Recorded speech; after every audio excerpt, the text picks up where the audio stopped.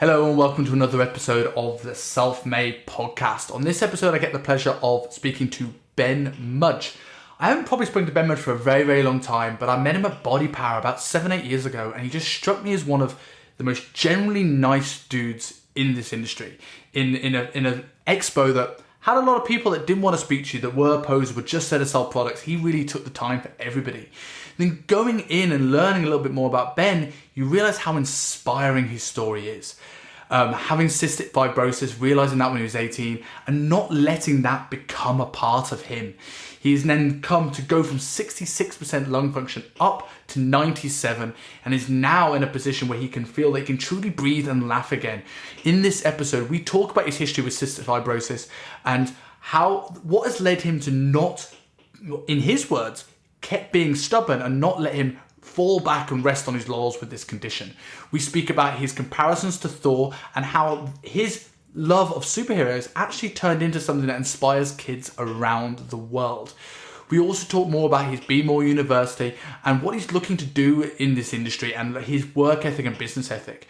This is a generally fantastic episode. Ben is generally one of the nicest guys in the industry, and I'm really, really glad to have him on. So I will leave you with myself and Ben Mudge.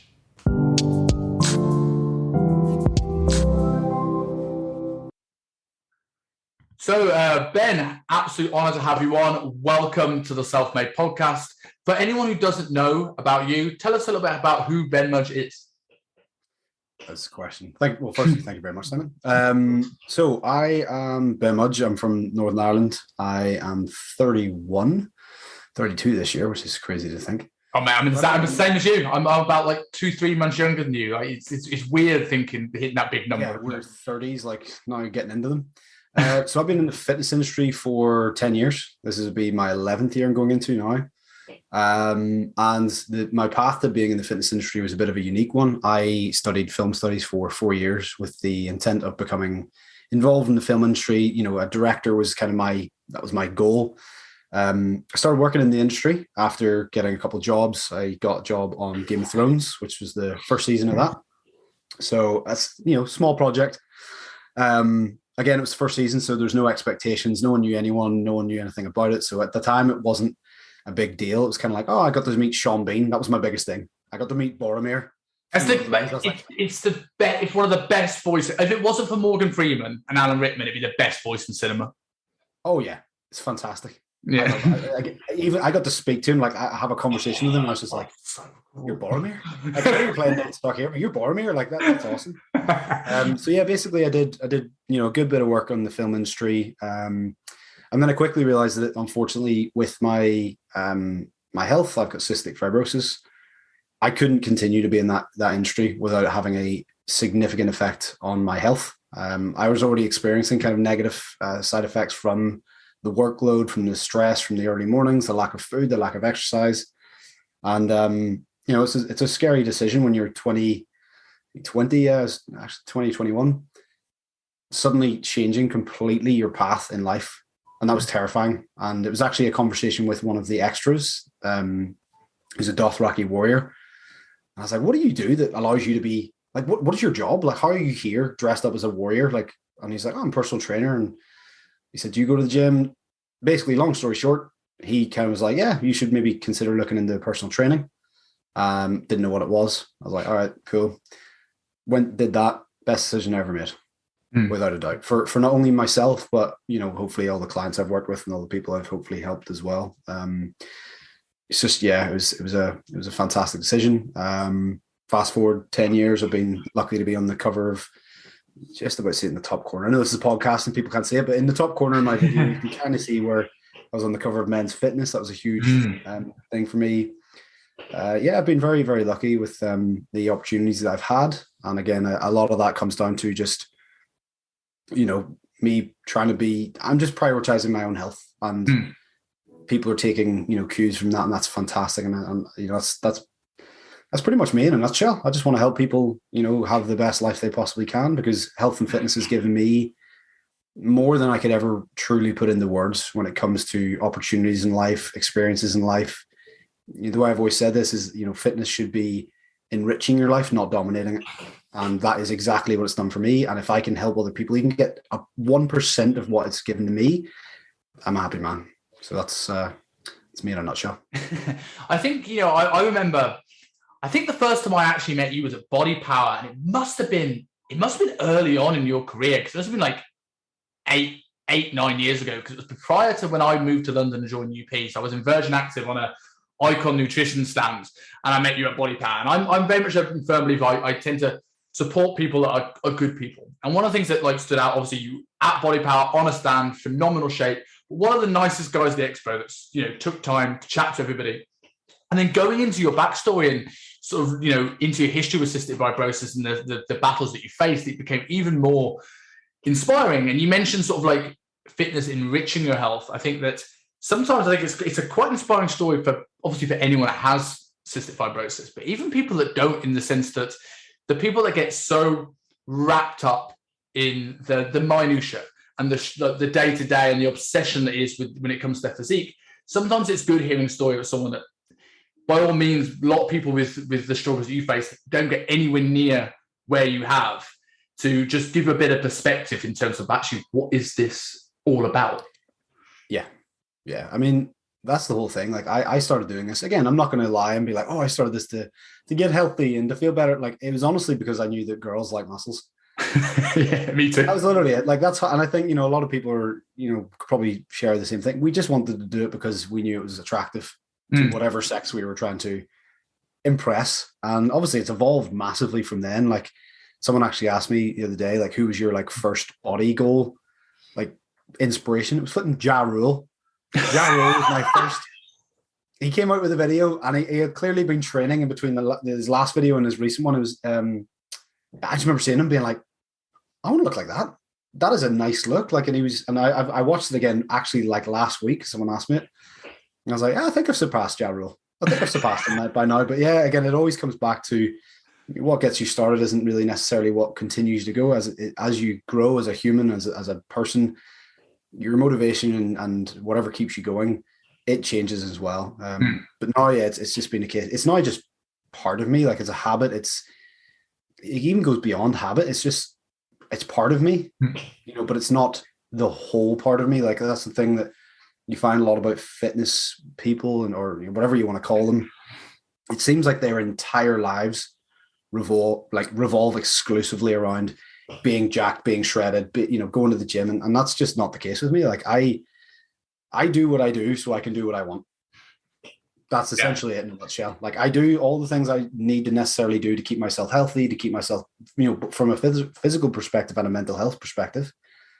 And then just simply like I do all the stuff that are kind of like checkbox things that you're like, okay, I need to do this. This isn't I want to do this, is I need to do this. And sometimes it is what I want to do, but most of the time it's what I need to do. And in life, like there's an epiphany I had the other day, really, when I was talking to one of my clients. And that's kind of what life is. It's this kind of decision path that is split two ways. And it's what you need to do and then what you want to do. And unfortunately, most people pick the latter. They pick what they want to do. And if that is not going to the gym, that's what they're not going to do. If that's not eating the foods they need to eat, that's what they're not going to do. And again, it literally comes down to that. It's like what you need to do, what your body needs, what your mind needs, what you need as a person versus what you want to do. And it's about that battle. And again, you're not going to win that battle every time. You're going to pick what you want to do, probably more often than you should, but realistically, it should be coming from what you need to do. And that filters all the way down to nearly every decision in life.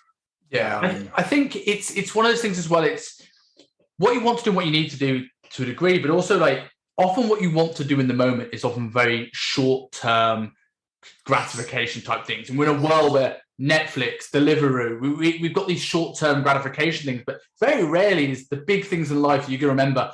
Do you know what? I really liked in 2009 that curry I had on Deliveroo. But it's the things we want to do down the line. It's the things we want to do that are bigger picture, the life goals that we want to achieve that require always, especially if it's hard work, a bit of need to do first. Yeah, 100%. Like, again, anything worth having was probably hard earned. Yeah. I mean, like when something falls in your lap, you're like, oh, that was cool. But when you've worked and worked and worked, the gratification you get is just, it's consistent. It's so long and it's so long lasting, and it's not that instant hit. It's that oh, this is a sustained hit. Like it's the equivalent of like a sprint versus a marathon. Like that's the difference. Unfortunately, people give up before they get to the point where they start to see the benefits of their hard work. And that's where kind of we come in as coaches. It's like, okay, look, and that's something I've always had at the forefront of my mind. Like you need to be consistent with this stuff. There's no quick fixes. And if they are going to be as quick to get, and they're going to be just as fast to lose. Yeah. So it's not sexy. It's not marketable. It's very hard to get across the fact that most of our sessions that we do are pretty bread and butter, boring, just progressive overload, the same movements over and over again. But it's what the world we live in, where people just want. So one old colleague of mine said that luck is hard work meets opportunity, and I'm sure that's obviously been said before, but I think it was him that drilled it into me.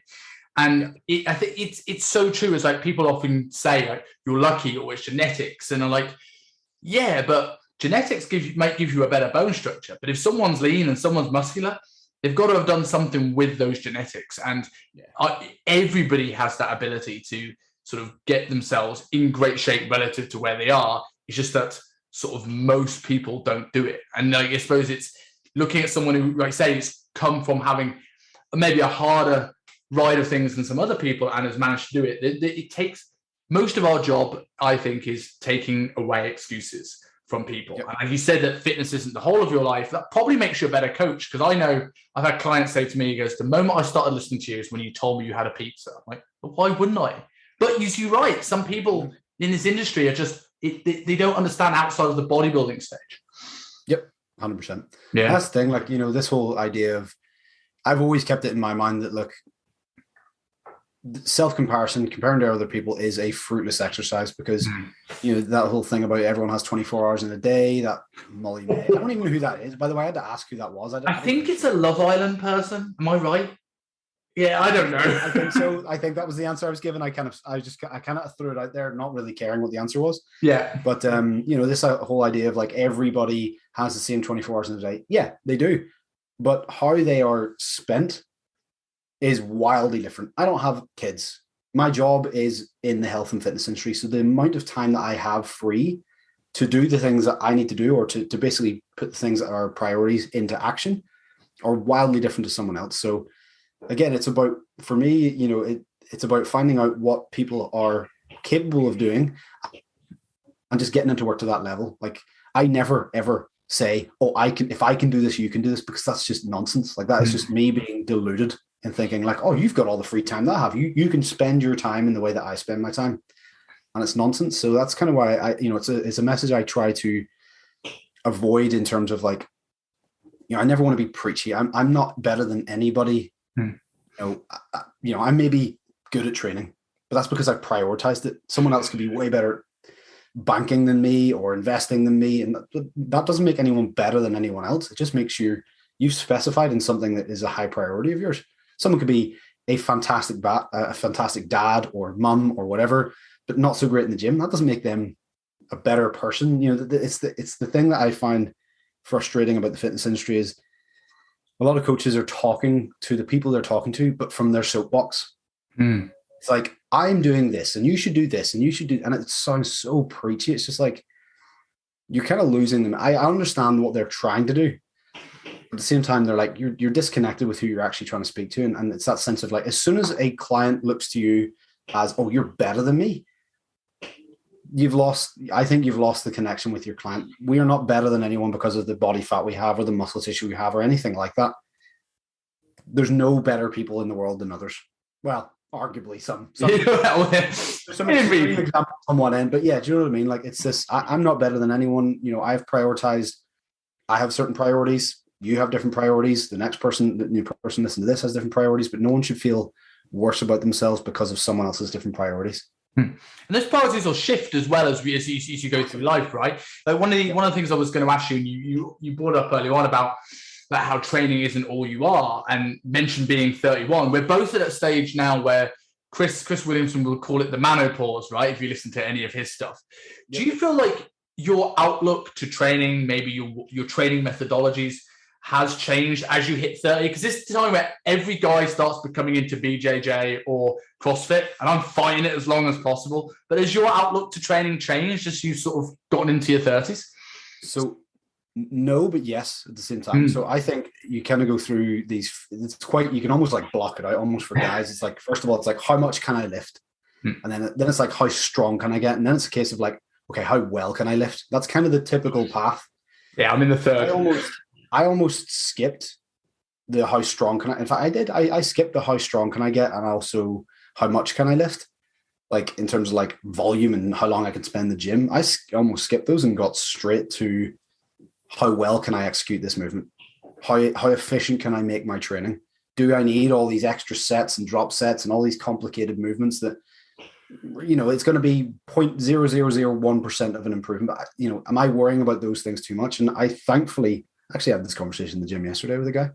I got out of that very, very quickly. I focused all my efforts on how efficiently and how effectively can I move this weight to elicit the results I want. So my form has always been, I was called, like, before the whole Thor thing, the guys in my gym used to call me Iron Man because the way I moved was like so robotic. Like I moved exactly how I wanted to move. The weight never dictated how I moved within certain parameters. But it's because I know that if you lift correctly and you lift well, not only are you going to be putting the stress where it needs to be put in terms of like from a muscular perspective, but also then massively reduces your chance of being injured.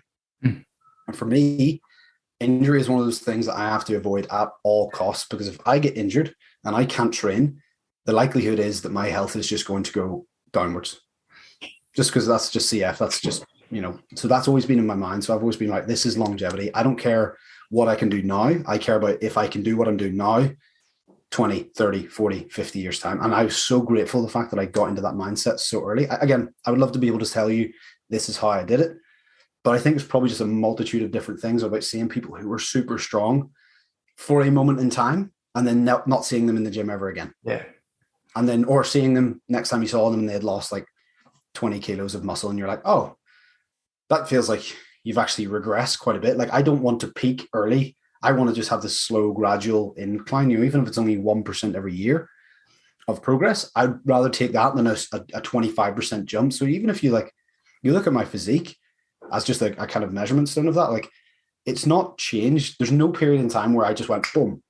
It's just slowly been on that incline because, again, I've taken care of the things that I see as important. And then in terms of like a performance perspective, this all comes from like, I never got playing any sports in school. I was always too small. But the only thing I was good at was sprinting. That was the only thing that I got picked because you didn't need to be a certain size. You just, if you're fast, you're fast. So I got to do that. And the sense of like pride and the sense of like just confidence in myself that gave me, that's something I've never wanted to let go. So I've always tried to keep the athleticism in my training so that, I may not be the best bodybuilder, I may not be the best powerlifter or whatever it is, but if you drop me into a physical situation that requires me to perform a task physically, I'm confident that I would do okay at it. Not great, not amazing, just good or okay. And that's the most important thing for me. Like I said, I want my fitness to be able to allow me to, and this is where the idea of the Be More University came in, is like, I just want to be able to be more. I want to be more myself and allow my fitness to allow me to just enjoy my life more. So yeah, that's kind of my methodology or my approach to training. And yeah, I'm just glad I kind of almost skipped over those periods of I'm going to lift as much as I can and try and get, my squat super heavy. And I did have small periods of that. They were never for that reason. I ran a strength program because I knew it was faster than a hypertrophy program because I got my dog Ollie and I wanted to be home to play with him. Yeah. So, it was a nice little path I had. I can totally resonate with the athletics thing. I was also too small to play pretty much everything, despite playing, 10, 15 years worth of rugby. And I remember vividly one of the most embarrassing moments as a kid in school was, I don't know if you ever got it, where if you were good at one thing, your teacher assumed you were good at everything. So I remember winning a 400-meter race. So my next week, my teacher assumed I was going to be good at cricket. And I got me out of the front. I had to be taught how to hold the bat because I had absolutely no idea what I was doing. But like you, I was quick. And you talk about like the execution standpoint from the impact of it had on your health. I mean, like, does the execution standpoint also, like, does a certain level of volume cause you issues? Like, are you in a very, very set volume range that you had a lot of junk volume because your form wasn't good, or you do more volume than necessary? Does that have an impact quite heavily on your recovery and your health? Yeah, I mean, I suppose that applies to anyone. Realistically, Mm. you want the stress that you occur in life, from both physical and mental. Obviously, whenever you're going to the gym, you're getting stress. It's obviously you stress, so it's the good type of stress. But then you've also got outside of that, you get the distress. So that's mental, your environment, relationships, all those things. The most important thing, obviously, is to make sure that your stress is always better or always in a deficit to your recovery, your ability to recover. Unfortunately, so many people put such an emphasis on the stress side of, let's say just keep it as simple as training, and then neglect the recovery. So it's the equivalent of like digging a hole and then just filling it back up to, let's say your stress and your recovery match. You're just digging a hole and then filling it back up to exactly where it was. You've got no extra material to develop. So for me, it's always about like, okay, if I know, and I've had these conversations with my clients, if you know you're going through a stressful period in time. So for instance, if you work in a job where January is always a nightmare or February is always a nightmare or whatever it is, you need to be accepting of the fact that you're probably going to have to take a step back from your training. Not a step away, but just maybe reduce the amount of stress that you're applying from your training so that your recovery is always greater than the stress. Because if it's not the case, you cannot improve. You simply cannot. And unfortunately, again, recovery is not a sexy topic because it's hard. There's so many, like going to train, that is inherently, obviously you've got all the ridiculous levels of detail you can go into in training. But for the most part, that's the simple part of this journey. Training is, once you get into a good spot and if you have a good coach and, you've programming, all that, that's the easy part. It's that the 23 other hours that you're probably spending that realistically are going to be, well, they are going to be what dictate whether you get results or not, but they're not the sexy parts because there's so many plates that you have to spin that it's super overwhelming. How do you approach that? How do you approach that with your clients? Is, as you say, like it's recovery is the thing that often falls on deaf ears. So you can tell people to do an extra day of training. You can tell people, to do something like have a refeed or a high day. But try and get them to sleep. Try and get them to do breath work. But how do you approach this with your guys or even yourself in terms of managing the recovery? It's about educating. Ultimately, at the end of the day, you can tell someone something over and over and over again, but if they don't understand the simple concepts of it, then they're not going to listen.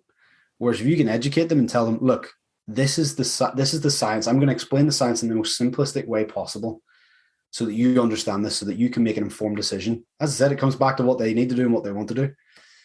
And it's about being strict with them. So for example, I had a client check in on Monday there, and he likes to train every day of the week. And I was like, look, dude, you can't look, I totally appreciate you like going to the gym. It's where you go to get away, but you have to realize that you are going to develop a negative behavior or a negative, association with going to the gym. Eventually, you may be feeling great right now, but if you keep going 7 times a week and you're not seeing anything come from that labor, you're going to start to develop a complex or whatever it is, and the correct terminology of it is, but you're going to start developing negative feelings towards going to the gym because it's not bringing you anything. It'll just feel like a time sink. So it's all about educating them and on how to get into that position, how to get mentally into that position where you're like, okay, the way I say it is more isn't better, better is better. Mm. And that's it. He said like, okay, look, I'm going to try to not go over the weekend. I was like, look, the best thing you could do is take that time off the weekend, because then you're going to come back on Monday and you're going to be raring to go because you've held back, then you're let loose. So your quality of the session Monday, Tuesday, Wednesday, Thursday, Friday are going to be so much higher than if you were going Monday, Tuesday, all the way through to Sunday and then background again. It's just, again, it's a difficult subject and it's different for everyone. Again, you have to find different ways of explaining it to other people. One explanation is not going to work for someone else, but again, that's the kind of beauty of being a coach who gives a crap. I was going to say another word. Gives a crap about their clients. Swear away. If you want to swear, feel free. Gives a shit. Because ultimately, I give a shit about my clients. I care about them sometimes more than they care about themselves. And having that on your side is I always find that the psychological side of what we do, obviously we're not like qualified in any of that, but just getting them to think in ways that, again, I've experienced. I can always try and, I may not be able to relate to them in the exact same ways, but I know there's something else that I can relate to them in that situation they're in. And that's the part of my job that I absolutely love, being able to get someone to understand why they're doing something, not like how they're going to do it. Why are they doing this? What is the reason why you're doing this? And always reminding them that.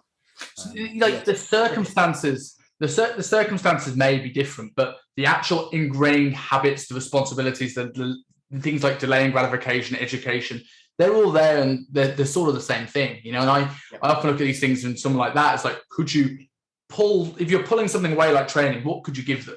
And it comes back to you saying, going back to be more, you know, and then using that to branding in the sense of like, what can he add to his life now that he's now not taken 2 days off the gym? Could he get a hobby? Could he do something with his family? And you may find that, yeah, there might be a bit of reluctance, but eventually this becomes a more well-rounded client, which is more important than, hey, here's my before and after photo for Instagram. Yeah, exactly. And that's the thing. Like, again, this conversations I had with my client today, when you prioritize the physical and it's causing the mental to take, you know, hits. So in other words, if someone going through a stressful period of time and they're still trying to go to the gym, they're still trying to keep to this habit of like, oh, I need to go to the gym, but that's actually taking away from their mental health. That's actually, you know, all they can think about when they're in the gym is, oh, I need to do this when I get out. I need to do this. I need to do this. And it's causing more and more and more stress. You're screwed. As soon as you put the physical first, the mental always, in my opinion, has to come first, because it's the most important thing. Like, as I said, you know the difference between like a good mental health day and a bad mental health day.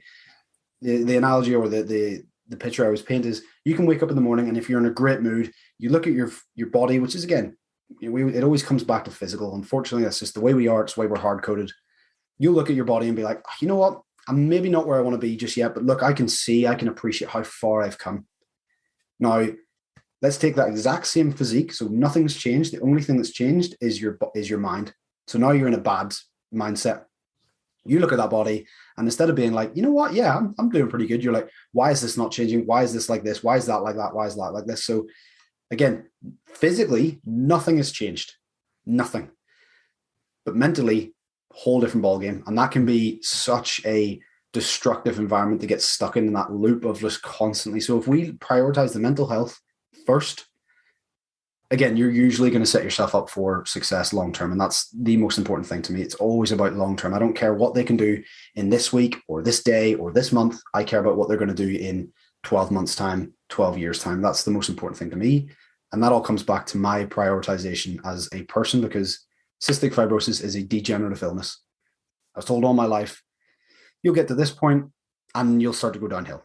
It's just like every guy as well. Everyone knows, like, what is it, 30-ish, your testosterone starts to drop, or some other age. Don't do this. We're both 31. yeah. There's some magical number that, like, oh, your testosterone, your metabolism, it all drops down. Yeah, it's about 5% after the age of 31 or something like that. Exactly. Yeah. So again, my approach to my health and fitness from a CF perspective is kind of similar to that I was told this is going to happen. You're going to get worse and worse and worse as you get older. So as I said earlier on, I would be more concerned about improving 1%. I want that sense of progress, because that makes me feel mentally so much better of something I really don't have really that much control over. My cystic fibrosis is not something I have limited control over. I have one hand on the wheel. And, you know, but if that other hand, the one that CF has, if it wants to yank it down, there's only so much I can do. But it's that sense of progression. It's that sense of, I always want to be continuing to improve, because not only does that help me physically, the effects that has on my mental health are beyond what I could ever put into words. And that's what I always come from. I always want to think, right, can I do this in 10 years? Can I do this in 15 years? Can I do this in 20 years? Because that's ultimately what matters. Like, what I do right now is, important, but is it sustainable? If not, I'm not going to start it. And the mind is so powerful in controlling the body. We've all seen, you know, in both sides of the spectrum, people with a different mindset, the effects of placebo in how much that helps people overcome horrendous things. And on the flip side, we see people that were absolutely fine, feel like they could last another 5-10 years. They get some bad news and they're gone.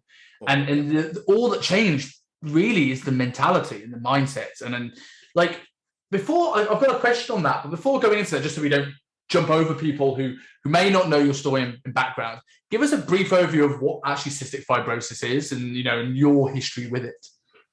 Yeah, so cystic fibrosis is a genetic illness, so you can't catch it off me, so don't worry about that.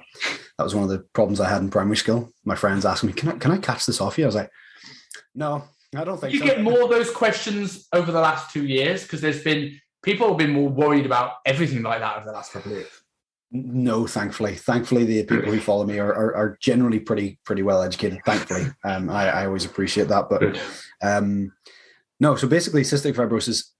Keep it very simple. It affects the mucus within your body. So the mucus within your body, and everyone who doesn't have cystic fibrosis, again with a couple of people excluded, is like water in a jar. So if you imagine putting water in a jar and spinning it around, it moves very, very smoothly and freely. People with cystic fibrosis, it's like swapping that water out for something like PVA glue or wallpaper paste. So it's viscous to a certain degree, but it's not going to flow as smoothly as possible. So again, think of like a car. The oil in a car keeps everything moving smoothly and without causing any issues.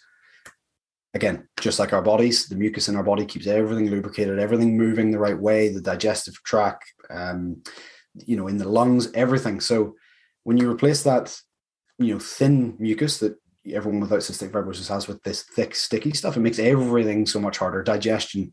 My pancreas, most people with CF, their pancreases don't work. Not it doesn't work. It's the actual thick, sticky mucus stops certain enzymes like lipase from getting out to help break down fats. So I have to take digestive enzymes. Again, because it's genetic, cystic fibrosis, it affects people in a bunch of different ways. But, mainly most people have digestion issues. And then the killer really is the lungs. So this thick, sticky mucus is within your lungs. If we get like a chest infection, the bugs that would usually in your chest go down, sit in the lung tissue, you get antibiotics, you finish the course, boom, they're gone. However, with that thick, sticky mucus, it's the perfect environment for that bacteria to just grow. And unfortunately, with that comes the destruction of the lung tissue as well. So that if we get a chest infection, if we don't get it treated correctly or the antibiotics don't work or whatever it is, all these external complications, we will essentially lose that bit of our lung. It'll get damaged to the point where it's scarred and it's now no longer useful. So essentially, if you keep getting chest infection after chest infection after chest infection, you're losing more and more and more of your lungs. So eventually, you would have to get a lung transplant. And again, that doesn't cure it. There's no cure for CF at the moment.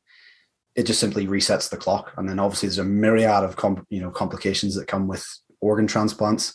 Not only just the lack of them, but also then your body could just reject it because they're not your lungs.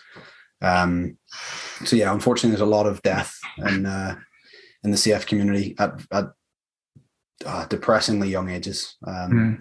So yeah, it's not a happy thing. But again, I say fortunately, I don't say luckily, because luckily, luck, as you said earlier, it's that combination of hard work and consistency. But it's I do everything I possibly can to ensure that I'm controlling all the variables I can possibly control to ensure that the chances of me getting sick are as low as they can possibly be.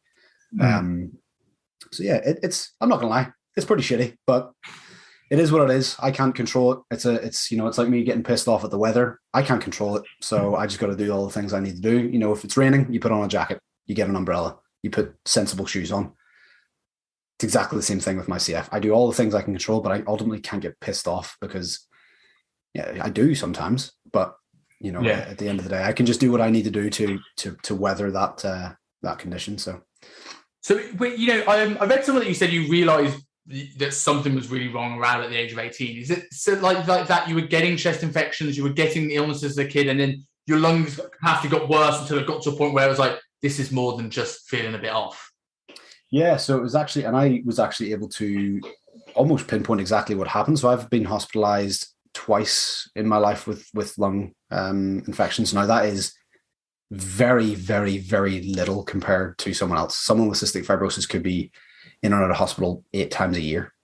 I've only ever been in twice. Again, touch wood. But I can almost pinpoint exactly what caused those. And it was the big change in my lifestyle for either a short period of time or a long period of time. The first time was I went to Florida, and I wasn't supposed to be going to Florida. I was supposed to be going somewhere else. And my family were like, oh, we don't have a bed, so sleep on an air mattress. So first of all, I was in a long haul flight, which is not typically the most, bacteria-free environment. Then when I got there, I was sleeping on an airbed. So my sleep quality was terrible. And if you've been to America, you know what the food's like. It is not exactly the most healthy food in the world. Again, healthy food. That's a whole other discussion there. But again, not the most optimal food for optimized health.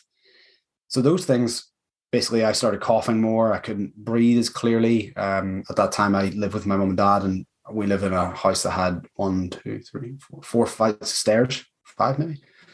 And my bedroom was at the top. So I usually, as you know, my entire life, I'd run up those stairs without even thinking about breathing. But I remember so clearly, I remember got to the top flight to my room and I was like, oh, that, like, why am I so out of breath? Like, that's not something I'm used to being.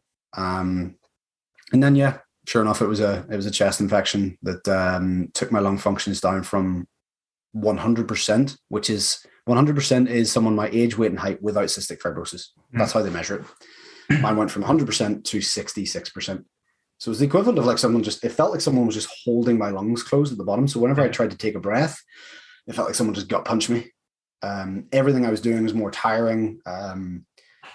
It sucked. But again, it was because of the lack of sleep, the exposure to a new environment, being on the plane, not getting good nutrition, probably not drinking enough water either.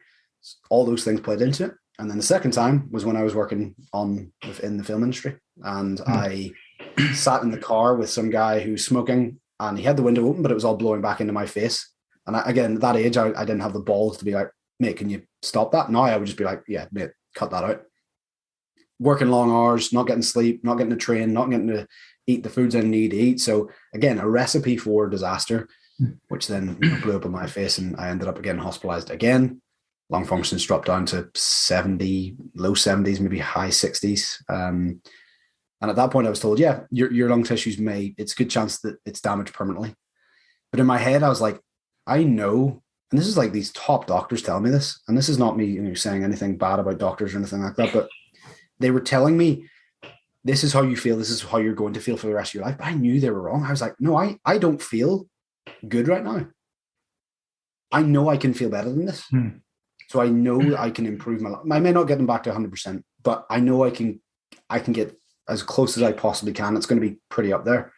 But it took me about, after I got out of that, it took me about 7 months, 8 months, year. It actually took me about 2 or 3 years to get my lung functions back up to 100%.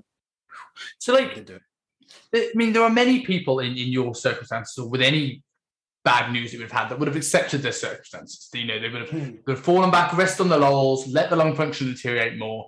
What is it you think it's about you that allows you and gives you this drive to sort of overcome the limitations placed upon you? Do you feel this is something that's an upbringing thing, your surroundings, or something that you were like sort of innately born with?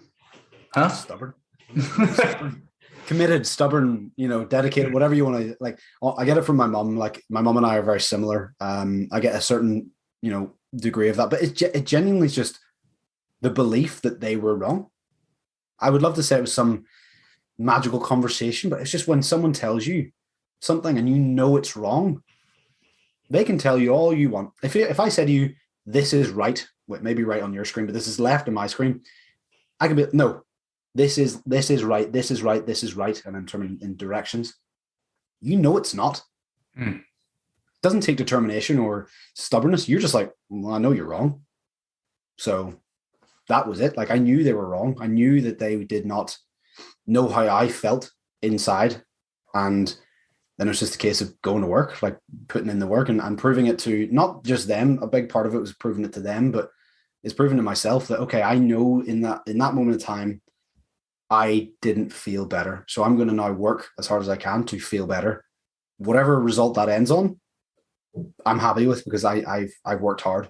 But yeah, as I said, it's very, very easy. And I understand, this is not me being like, oh, I'm so good. I'm so dedicated and motivated. Like, I'm not saying that. Like, it's very, very easy to play victim and to get upset and to, self-pity. I understand that. But at the end of the day, like, I just sat and, it was a formative years of my life, that 21-year-old, it's where you make really pretty hard decisions with yourself. And it's when you start really getting to know who you are as a person. And I thought, you know what? Is crying in the corner, being upset, being pissed off at life, is it going to bring me anything positive? No. Flat out, no. Am I going to be a fun person to hang out with if all I'm doing is complaining about shit? No. That's literally it. That's what it came down to. I was like, you know what? If self-pity and crying in the corner cured my CF, then geez, I would be the most miserable prick in the world. But it's not. So again, it comes down to that, what you want to do and what you need to do. And I just chose, and I'm very grateful that for my past self that I did just choose to be stubborn, committed, dedicated, whatever word you want to put in there. I think it's an interesting choice of words using the word stubborn, because I think it's often got a negative connotation. But I think, like, I haven't had anything like anything you've gone through with health in mind, but like whenever I've had a bad, tough decision or a hard time to go through, I always it's like, what is the alternative? In your situation, your alternative is to get worse or get better. Like, when you boil it down to that basic of a level, I suppose there was no other option for you. No, yeah, that's it. And that's why I said, like, it's so strange when people, not strange isn't probably the correct term for it, but like, it's odd to me that people are, call me inspiring or motivate, whatever it is, put in whatever word you want there. But this isn't an option for me. I've bricked off option B.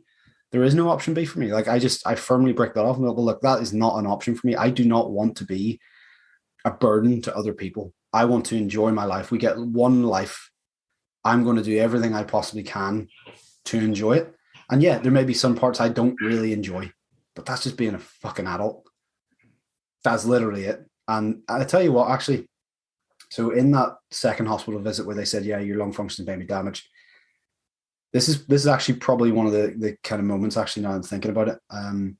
There was a guy who was in a room to my left. So we all had individual rooms because cross infection is a real serious thing in cystic fibrosis. So two people with cystic fibrosis really shouldn't meet, because if one of them has a bug the other one doesn't have, if that one catches the other one, it's bad news. So there's a guy in the room opposite my. So if I was sitting in a certain angle, I could see kind of into his door. And I remember sitting on my bed, and I think I was watching TV or something, and I heard this noise, and I was like, what the heck is that noise? It sounds like a weird machine going off. And I was like, oh, that was weird. It stopped. And then I was like, right, okay. And then maybe a couple of days later, the door was open, so I could see into his room, and he was getting his physio done by this nurse. And the noise happened again. I was like, that's that guy coughing. It's not a noise I'd ever heard being made by a human. It sounded like a cat. I know it sounds really horrible to say, but that Gollum, that noise he made, that guttural, it comes from a person. Like, it was Andy Serkis doing that noise, but that noise, you're like, oh, that's there's something very unsettling about that. And it was him coughing. And I looked over at his room, and he was, I'll never get the mental image of him out of my head. He just looked like an old man. His body was completely crunched over. He is so skinny. Like, his elbow was as thick as part of his arm. The joints were the thickest part of his arm. Scary. And I just remember looking at that and going, like, that's a potential reality for me. And then the nurse came over, and she was the nurse that was kind of visited everyone. I said, look, I'm sure you're maybe not allowed to tell me this, but is that guy much older than me? And she was like, no. And he was like, I think, roughly guessing, I think I tried to kind of catch a glimpse at his date of birth, but I think it was like 1987. I'm 1990. Yeah. So he was only like 3 years older than me. He was the same age as my brother. And he looked about 50. That's scary. And at that age, he was 24. Yeah, 24 at the most. And that is one of those images that I was just like, whew. Okay, no, again, I'm not saying that all the decisions I made, like, I'm not saying he didn't make the same decisions that I did, and that he was late. None of that. I'm not saying that. He just had a shit hand. And I don't know what his ins and outs were, whether he made the right decisions or whether he didn't, or maybe, that's all. It doesn't matter. But that was one of the things I looked at and went, that is a real potential glimpse into one of my futures. And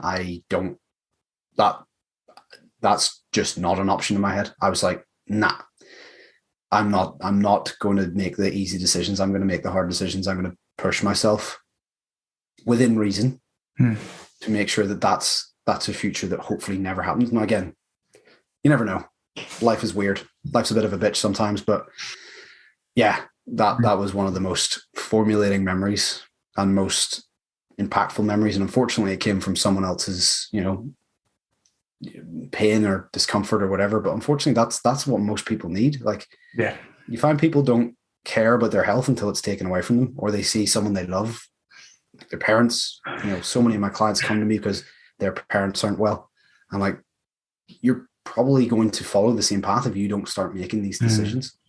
So yeah, I think you can also look at that, and you mentioned people not often caring about their health until it's too late.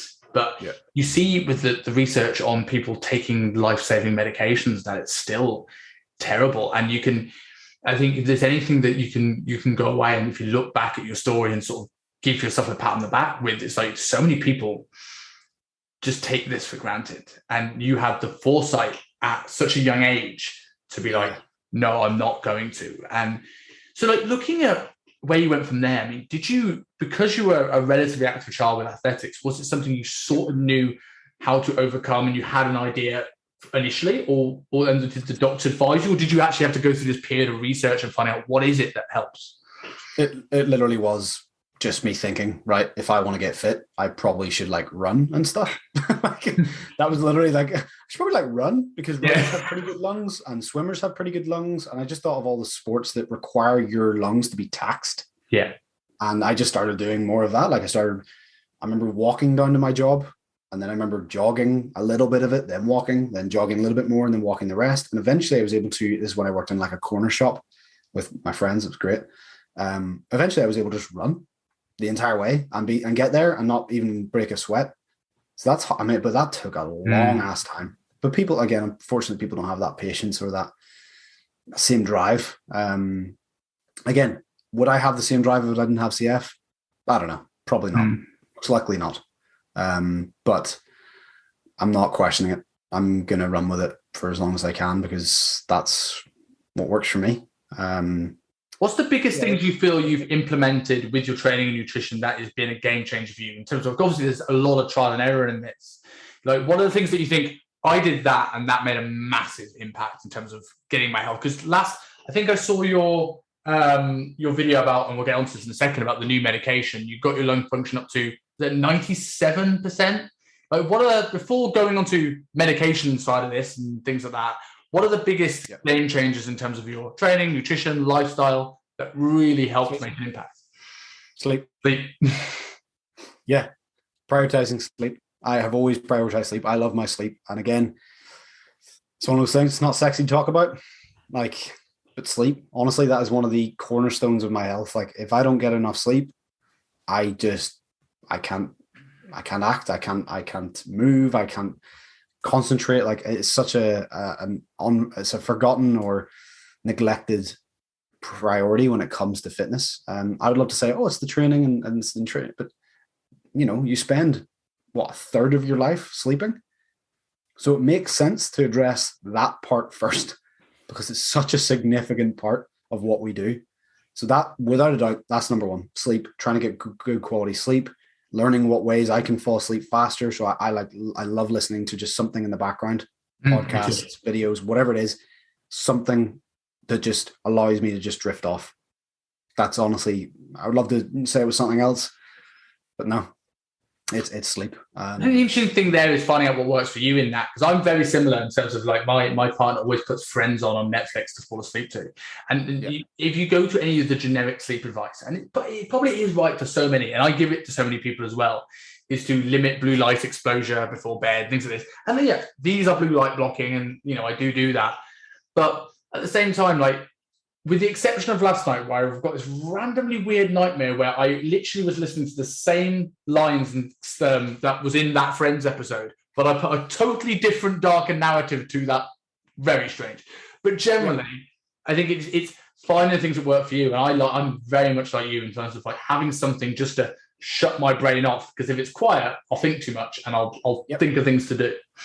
Yep. It's like whenever there's silence, the voice in your head, like the conversations you have, just gets turned right the way up, and you're like, oh, God, I can't turn that shit on. Like, I need to have something else coming in. And again, it may not be the healthiest way of doing things or whatever, but it works. So I'm not going to question it. And again, that's the thing. Everybody's got a different path completely. So you have to find out what works for you. That works for me. So with your training, I've seen a lot of your workouts that are often generally very full body. Is that based around a potential cardiovascular benefit of training more frequently? Or is it something that, because you said you're not all about the gym, it allows you to get in, do a lot in less time? Or is it a combination of the two?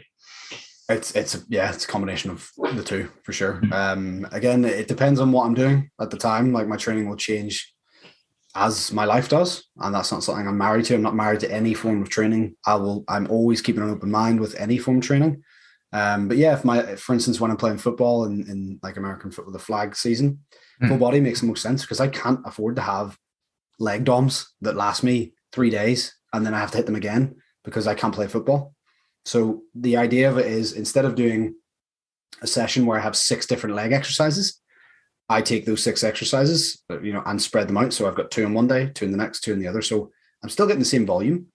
Arguably, probably the intensity and the quality of those sessions those exercises are going to be much, much higher because, you start with 2 exercises. By the time you get to this 5th and 6th, your performance is dropping at all. In every session, the performance drops as you get towards the end. So by prioritizing them in that way, it also kind of beats it's leg day again, because you're like, yeah, it is leg day, but it's also back day, it's also chest day, it's also arm day, it's also shoulders, core. So it kind of it's kind of good in that way. But most of the time, it's just my training will fluctuate depending on what I've got to do at that time. At the moment, I'm doing push-pull legs because I can. Football season's off. I've actually hurt my knee. I partially tore my ACL, MCL, and meniscus. Yeah, the unhappy triad, it's called. I did that 2 weeks into our season, which was fantastic. But now I've got the time to be able to train a bit more. But yeah, that's kind of my training approach is always fluid. It's always right. What can I do right now? What's the most optimal? If I've got something if I'm going into the gym and I'm like, I don't want to be here, then I'm going to shorten the amount of training sessions I have. Because I'm not going to be in it. I'm not going to be in the mindset to do what I need to do in the gym. So again, it's completely fluid to what's happening at that current moment in time. But most of the time it will flip from either full body to push-pull legs. They're my kind of 2 main kind of training principles. So before I tail off with the business side of things and the MCU side of things, as we've got that amazing collection we spoke about before coming on the air, I want to just touch on the cafeteria medication and just I know you were unsure about it. You had your questions. There was a lot of potential side effects, and there's been a lot of rave reviews. And I just want to ask, give me a little bit of information about the drug, what impact it's had on you. And I have to ask, can you laugh properly again? Yeah. Oh, mate, that's the best news ever. Mate, So Kaftrio is a drug that it's called Trikafta and Kaftrio. Kaftrio is the UK version, and then Trikafta is the American version. It's exactly the same drugs, different companies, as far as I'm aware anyway. But basically, it addresses the issue on a cellular level from the CF perspective. So to keep it very simple, you've got a cell, and you've got, imagine all these cells lined up. So imagine a glass of water, let's imagine, right? To kind of give people a visual of this. Now, again, CF, as I said, it's genetic. So this process is affected in a multitude of ways. So basically, this cell, a protein is created, and a protein travels through the cell, gets up to the top of the cell wall, and then tells the body what to signal. That's what happens in your body. Now, that system can be broken in so many ways with people with cystic fibrosis. Either, and this is a multitude of different things, that protein doesn't get made, or that protein gets made, it gets all the way up to the top and doesn't signal anything, or that protein gets made and gets stuck halfway. So that's the idea of the 3 potential issues really that are going to be caused. That's why it's called Trikafta and Kaftrio, because it affects those 3 processes. So essentially, my body is now, and this blows my mind, is now creating the protein. If it wasn't, it's now allowing safe passage through the cell if it wasn't already, and then it's telling it what to signal if it wasn't already. So now the mucus in my body is pretty much the way yours is. Wow. And I noticed the difference in 5 hours of taking it. Fucking hell.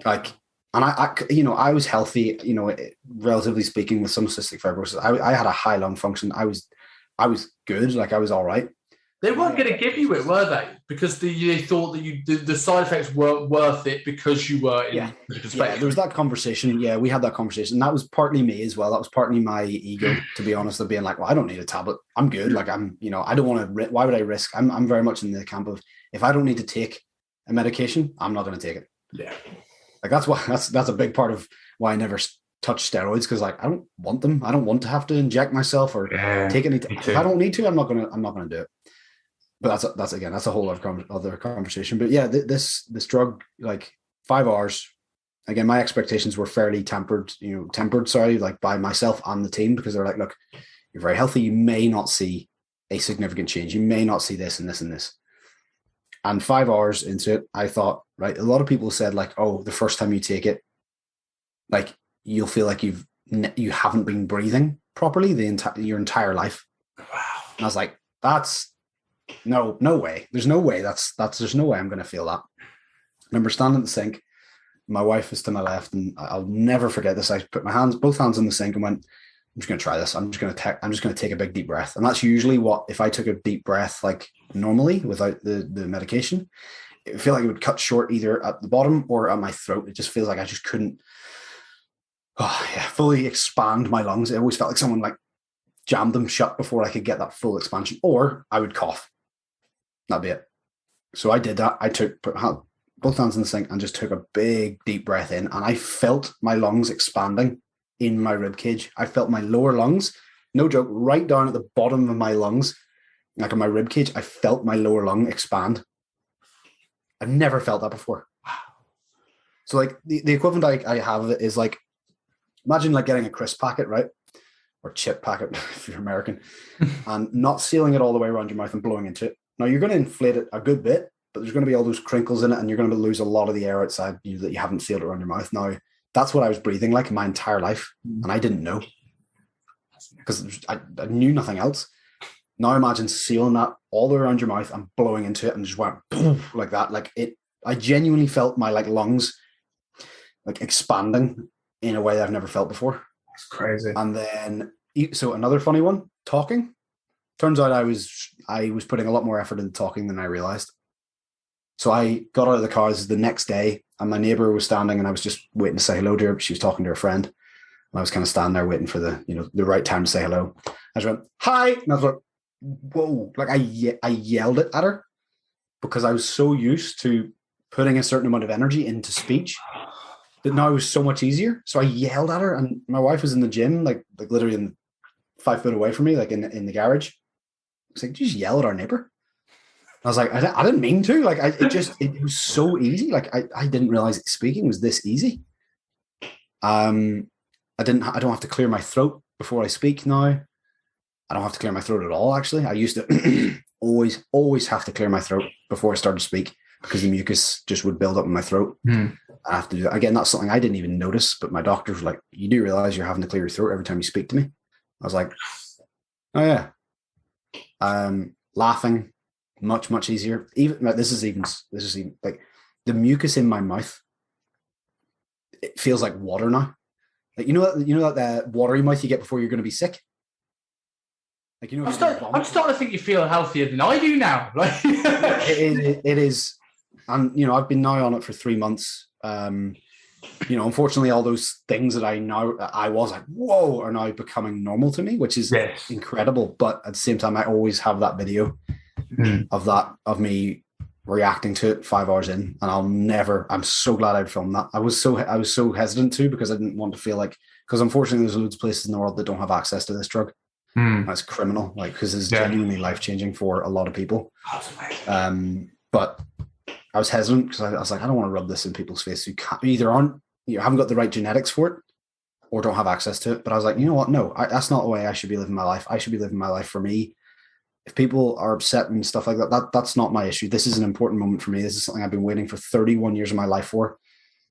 Well, my heart goes out to the people who can't get it, and I cannot stress that enough. But I'm not going to allow that to take away from something that I have been waiting for my entire life. So I filmed it. And I think it's nearly like 100,000 people have watched it or something like that, which is madness. I think as well as like Yes, well, if people don't have access to that now, the more awareness is brought out on these drugs. You never know where it could go in future with potentially more funding, more research, more people doing it, more people sharing their experiences.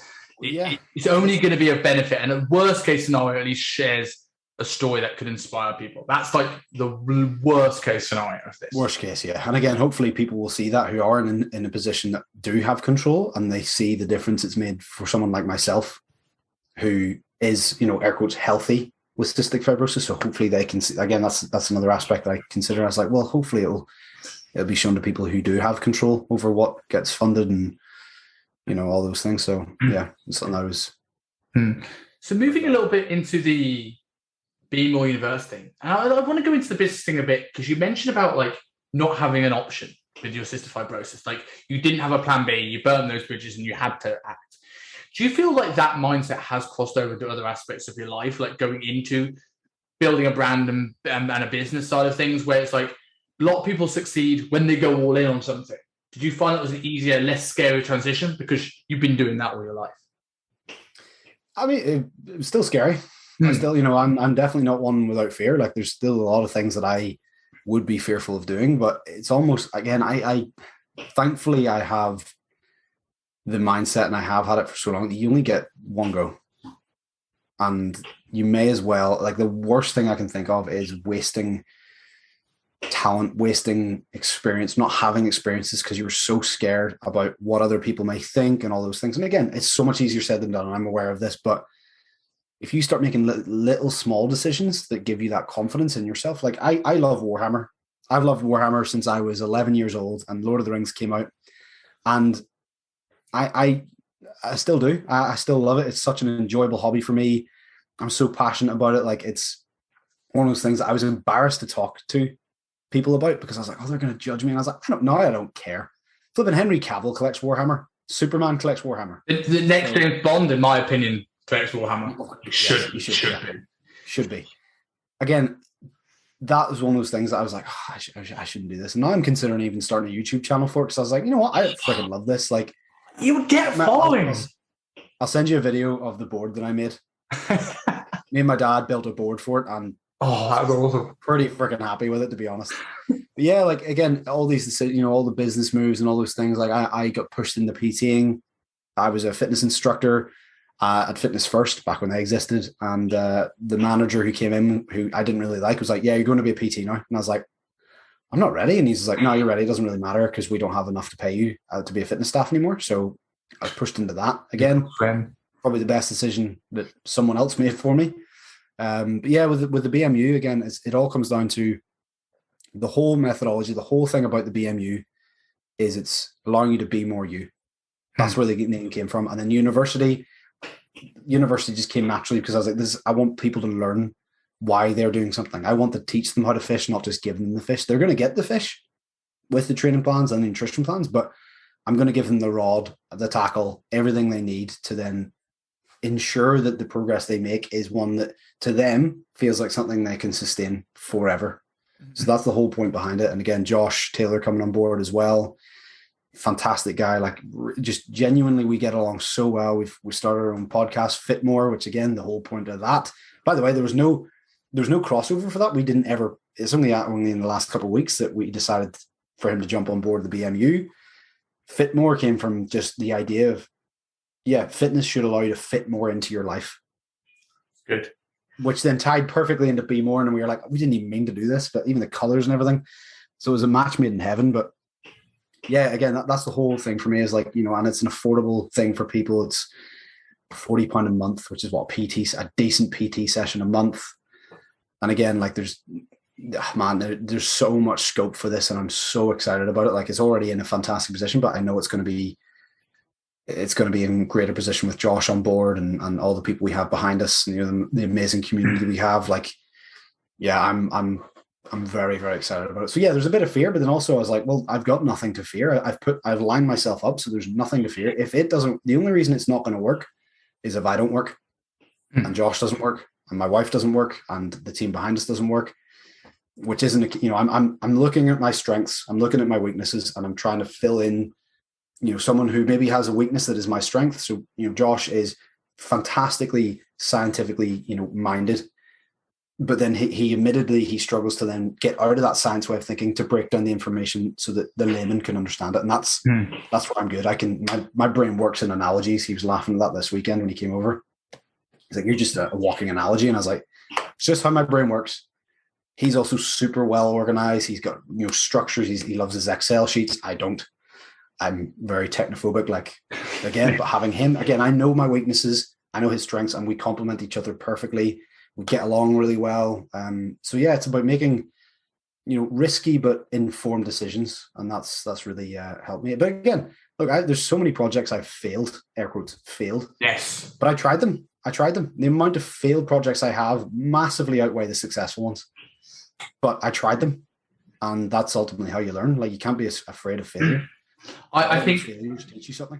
Yeah, I totally agree. I think I'd love to go. Well, I'm not ever going to do this because because it would take far too long, and having ADHD, I would get distracted far too often.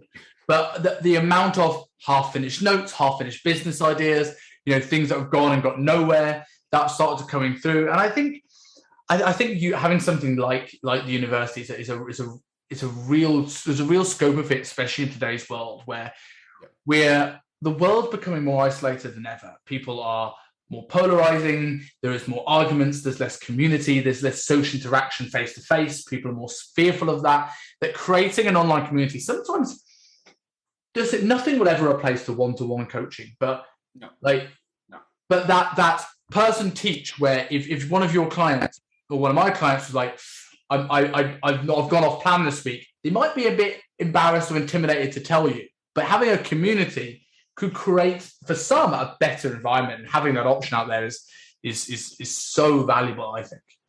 Yeah, 100%. Like, again, it's harder to fall when there's people by your side. Yeah, it's just literally it. So before we close this off, so I know you only had just over an hour. I don't want to take up all of your day. So I have just recently, long overdue, got into the MCU. My other half has finally persuaded me to watch them because I think I needed another 30 years of life to catch up, but we're finally getting through it quick. And I have thought I've actually quickly become one of my favorite characters. I was into a lot of the Marvel comic books, but I didn't know much about Thor. And I realized he is a total badass. And you mentioned at the start with the surprising Ja Rule body composition call, where mine was very much Triple H. And you mentioned being compared to Iron Man. Thor didn't come up in this. So where did the Thor comparison come from? Was it just a visual likeness? I know you've called people your little Thors when you've helped people with cystic fibrosis as kids. What's the origin of the Thor comparison? So there's a couple of reasons why. So the visual, apparently I look like Chris Hemsworth, which I'm not going to complain about because that guy is a good looking dude. Objectively, he is a very handsome man. So I'm not going to complain about that, but I have long hair. I did have long hair for a long time, then I cut it, and now I've grown it back again because I got bored of having short hair. I'm jealous, man. My hair goes up. Very jealous. Mine goes into flipping ringlets and everything. Like, this is controlled, actually. Yeah, it was. Well, first of all, I've loved superheroes growing up. Again, it was that idea of they've got something that makes them different to everyone but special, which was my cystic fibrosis. Obviously, I didn't know it then. That's just why I had such an affinity with him. So Spider-Man was my boy. Like, he was just a normal kid. Again, I'm sure there's a lot of people that feel like that as well. But yeah, Spider-Man was my favorite growing up. Then yeah, like, people, when the first Thor film came out, people were like, "Oh, you look like the guy Thor." Like, this is before I had long hair and everything. Then I decided to grow my hair out because I was bored. I just wanted to try something different. And it was whenever I was in England with my wife's parents. My parents, her parents were living over there. We went into this shop. It was like a medieval shop, and I found Mjolnir, like the hammer here. It was like a foam one. I was like, I need to get that. That's so cool. Brought it back, and I think I took a photo with it, and it was in the background or something. So I was like, oh, that's so cool. He's got the Thor hammer. Long story short, I was looking at why we call the words of the week what we do. I'm just weird. So I was like, where's the etymology? Like, why do we call Monday, Monday, Tuesday, Tuesday, blah, blah, blah. Thursday literally is what we get the word Thursday from. So Norse gods directly impact. So today, being Tuesday is actually Tearsday or Tearstag, which is like the god of virtue and single arm combat. So all the language we use, Wednesday is Woden's Day. It's derived from Woden's Day, which is Odin. So yeah, I just found that fact out and I was like, that's pretty cool. I've got the hammer. I'm just going to take a photo and say Happy Thursday and explain a little bit about why it's called Thursday. Yeah. And then it exploded. Like people were like, oh my goodness, this is so cool. And then obviously I was like, oh, wait a minute. There's a kind of cool crossover between the idea of being this Thor character. I can use this to help kids with CF take their medications, because if they see Thor doing it, that's brilliant. Level. Yeah, so I started doing that, and man, it was insane. Like the messages I've gotten and got from parents and family and everybody, like, I have kids dressing up as Thor because I dressed up as Thor, taking their nebulizers, people wanting their kids to get hammers. Like, Marvel owes me some money. That's really what it comes down to. Royalty fees. Yeah, damn right. But I started doing that, and it all comes from just me being a nerd about the words of the week. And I've just always been inquisitive about the amount of random things that my brain has held on to throughout the years is insane. Trivia is like, I'm pretty sure if I did pub quizzes, I'd do all right. But yeah, it comes from that, and then I obviously just pursued that, and I've got the costumes and everything, which are wildly uncomfortable, but they they serve their purpose, and that's to help kids and people everywhere deal with what they need to deal with, because it's more than me. Like, it's a character, and I stepped away from it for a while because I felt like someone had came up to me in the gym and were like, oh, you're that Thor guy, and I was like, you don't know my name. Like, you don't know my name's Ben. No, again, they have, but that's how they knew me. And I was like, part of me is like, that's so cool. But also I was like, maybe that's too much. And so, I stepped back from it for a while, but as I said, I realized recently that was stupid of me. Like, I should have kept going with that, because that was my ego being like, oh, I want to be known as Ben. Like, I don't want to be known as someone else. But again, I can understand why I thought that, but now I'm realizing, like, this helps so many people. And now I'm getting messages from kids. Like, as soon as I posted it last Thursday, actually. Sorry, last Thursday. And the amount of messages I've got from, like, parents of kids who are like, oh my goodness, my kid is so happy that Thor's back. And, I got a video of this kid in Australia. Literally, he was like, couldn't sit still. He has cystic fibrosis. He couldn't sit still because it was a scene in Ragnarok. Have you seen it yet? No. That's literally, I've just watched the first Avengers movie. So yeah, it's soon. Ragnarok. Chef's kiss. Okay, cool. There's a scene in that is very good. That's all I'll say. And she panned around from the TV from that scene to this kid, and he was literally shaking, like, watching Thor. And she's like, he's so happy Thor's back. And I was like, yeah, that was the right decision. So, yeah, it's amazing. Literally, I'm well over 50 episodes into this podcast now, and it's amazing how every show I've done, maybe it's because I'm always looking into it now, comes full circle. And we spoke about the start about hard work meeting opportunity. And, like, you didn't work hard to be Thor. You heard a comparison. You went, I'm going to lean into this. Yeah. And, it just so happened that you found the link and there was an opportunity there and it catapulted. And I think that's a really incredible power that many other people probably wouldn't have. One, looking a little bit like Chris Hemsworth and having that ability to have that audience is just... it's incredible. Yeah. Again, there's no plans behind that. It just happened to be, and I was like, oh, well, this is cool. I get to dress up as a superhero, which is what I want to always do as a kid. The fact that I even look even similar to a superhero to me as the child version, because the child version of you is always there. I think you never, hopefully, a lot of people get theirs, but I never did. No. Child part of me is just like, this is so cool. Like, this is awesome. Like, I get to dress up, and not only is it fun for me and kind of cool, like, you stick on a cape, you immediately feel 10% cooler. I'd say pushing that 25% actually. Now then thinking, okay, this is not only fun for me, but it's amazing for other people. Why wouldn't I do it? Like, it's nonsensical to not do it. So you're probably going to see a little bit more. you've almost like one of my biggest things during the first lockdown. I've always nearly my whole life wanted a beard. Right? I can never grow one like you. I had the best attempt. That was a slightly curly bit of fluff, and I've kept this ever since, and I love it. But for a while, I had a very similar thing that when I first was given my glasses, I was clean shaven, had my hair combed off to the side, and I kept getting comparisons. And I leaned into it. I had all my laptops, my iPad screens were it. I did all my photo shoot pictures with my glasses on, like didn't take them off. And it almost inspired me now. I was like, right, there's going to be a link if I just shave this off again and get the hair combed across again. So like, if I get rid of the beard and I hate it, I'm going to come back and blame you. But we'll see. It could just be Dark Superman, the one in the terrible. Oh yeah, okay. Where he had like double. Yeah, okay, yeah. Or just do the Henry Cavill mustache. That's what I did over November. That's just not fair. Henry Cavill can pull off he looks great with a mustache. Like, no joke, I was lying in bed the other day and my wife was sitting beside me. She said, "What are you doing?" I was like, "I'm just pissed off." And she's like, "Why?" Like, Henry Cavill, he has no right being able to pull off that, but he does. Oh, he pulls off everything, and this is why. Like when you talked about Sean Bean at the start of this episode, and you see him as Boromir, I see him as Alex Trevelyan, because I'm the huge James Bond nerd. Like, I've got an episode of this show called The Bond Debate and explaining why I hated the ending of No Time to Die. But no spoilers in this episode. But I was talking.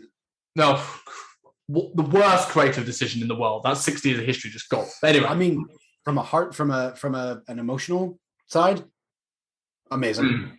But from a perspective side, yeah, it's. I was too clouded over with rage. I was just like, the worst creative decision in cinema. I left just like Ellie was just like grabbing my hand and was like, not yet, I'm not ready for this.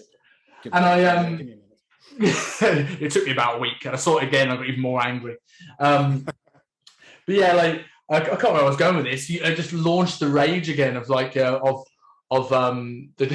No Time to Die movie. all gone. But yeah, Henry Cavill. And I thought if they don't cast him, it's a crying shame, because it's someone that's so genetically built to be Bond. Like, if you watched A Man from U.N.C.L.E. and you don't think that man has to play the part, like, yeah. I know Richard Madden would be good, Tom Hardy could be good. Now you've done what you did at the end of this last movie, and it's may not be the same man anymore. Well, maybe Idris is an option, maybe a bit too old. Yeah. But like, it's too perfect. It's like having David Beckham in his prime or Richie McCaw in his prime and not putting him on the team sheet. Like, you just wouldn't do it. Exactly. So just to close off, quick question before we go into where to find you. But I've always asked this since I got on Chris Van Vliet. If you've not heard of Chris, he's a guy who interviews film stars, including Henry Cavill, and a lot of pro wrestlers. And he always asks his guests at the end of the show, and I thought this is brilliant, of what are they most grateful for? And I thought, with everything that you've been through, at this moment, what are you most grateful for at the moment? It's going to sound so cheesy, but genuinely, life. Like, that sounds so cheesy, but like, it is. Like, life gives you so many opportunities. Like, there's being alive and there's having life, and there's a very distinct difference between them both. But I'm very grateful for life, because that allows me to pursue things that excite me, that cause me happiness, that cause other people happiness. And yeah, I mean, second to that would be breathing. Yeah. Like, I'm never going to not appreciate, like, even whenever I just took that breath when I was going through, what I was talking about earlier, like, that is just so simple. So simple. But people just, again, it's so easy to get caught up in what people don't have and what you want and all those things. But sometimes you need to just take a step back and be like, what is my body doing for me right now that I simply wouldn't exist without? And that's breathing. Breathing is such a fundamentally important, factor in our lives. You take it away, done. You're done.